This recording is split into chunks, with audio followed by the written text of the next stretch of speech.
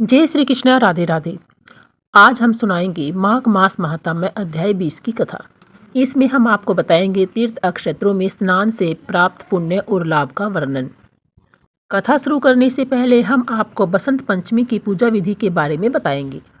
बसंत पंचमी के दिन ब्रह्म मुहूर्त में उठे, स्नान आदि से निर्वित हो, स्वच्छ वस्त्र धारण कर फिर पूजा आरंभ करें। माँ सरस्वती की प्रतिमा या मूर्ति को पीले रंग के वस्त्र अर्पित करें। अब रोली, चंदन, हल्दी, केसर, अक्षत, पीले या सफ़ेद रंग के पुष्पों से और पीली मिठाई अर्पित करें। अब पूजा के स्थान पर वाद्य यंत्र और किताबों को रखकर इसी प्रकार उनकी भी पूजा करें। माँ सरस्वती की वंदना का पाठ करें। अंत में माँ सरस्वती जी की आरती जरूर करें। विद्यार्थी चाहे तो इस दिन माँ सरस्वती के लिए व्रत भी रख सकते हैं। यदि घर में बच्चे हैं तो उन्हें भी पूजा स्थल पर साथ बैठाएं। बच्चों को इस दिन अच्छी पुस्तकें तोहफे में देनी चाहिए। इस दिन पीले चावल या पीले रंग का भोजन करें, पीले वस्त्र धारण करें। इस दिन आप सरस्वती उपासना मंत्र का भी जाप कर सकते हैं, जिससे आपको अपनी विद्या में उन्नति होगी, आपके बुद्धि में उन्नति होगी। सरस्वती उपासना का मंत्र इस प्रकार है।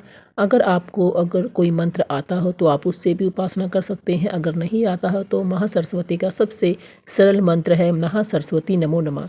इस मंत्र का उच्चारण करके आप माता सरस्वती से विद्या का वरदान प्राप्त कर सकते हैं। ये अब शुरू करते हैं अपना 20वां अध्याय।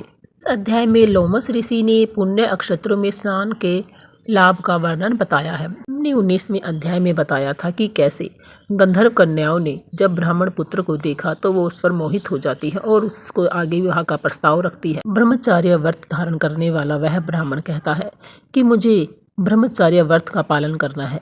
अभी मैं विवाह के लिए तैयार नहीं हूँ। अपना ब्रह्मचार्य व्रत पूर्ण करने के बाद ही मैं तुमसे विवाह करूंगा।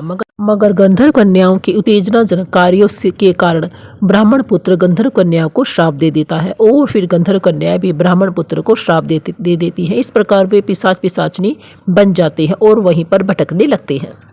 आइए सुनते हैं हम आगे की कथा। वेद निधि जी बोले, हे महर्षि, उस धर्म को कहिए जिससे ये बालक श्राप का प्रबल अग्नि के दुख से मुक्त हो जाए। लोमस जी बोले, ये लोग मेरे साथ नियम पूर्वक माघ स्नान करें, तब माघ के अंत में ये श्राप से छूट जाएंगे, अन्यथा इनका उद्धार हो जाएगा। हे ब्राह्मण, मुझे यह पूर्ण निश्चय है कि पुण्य तीर्थ में माघ स्नान करने से मात्र से ही लोगों का पिछले 7 जन्मों का किया हुआ पाप भी नष्ट हो जाता है और वर्तमान जन्म का पाप भी नष्ट हो जाता है। मुनीश्वर लोग भी जिस पाप का कोई प्रायश्चित नहीं देख पाते, उसका प्रायश्चित उत्तम तीर्थ में माघ स्नान ही कर सकता है। पुण्य तीर्थों में स्नान करने से पाप मिटते हैं, जैसे हिमालय पर्वत पर के तीर्थ सब पापों का विनाश करने वाले हैं। अछोद सरोवर में स्नान करने से इंद्रलोक मिलता है।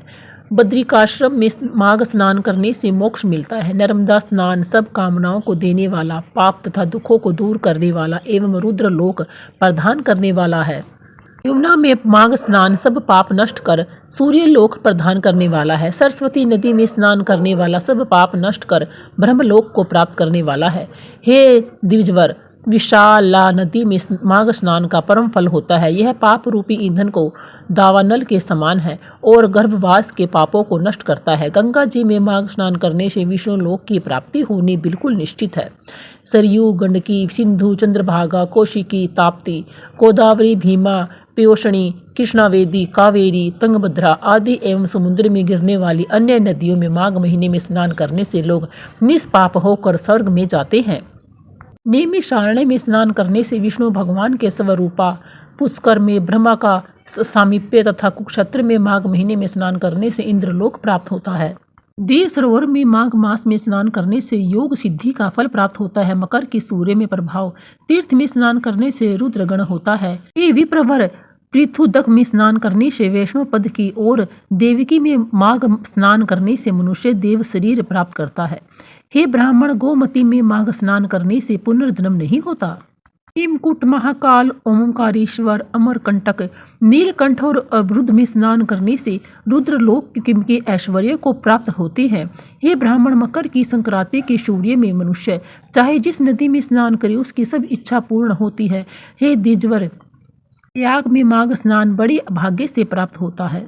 जहाँ पर स्नान करके लोग गर्भ की वेदना को नहीं भोगते अर्थात विष्णु के पास रहते हैं। राजसूय व अश्वमेघ यज्ञ के फल से भी बढ़कर माघ स्नान का फल होता है।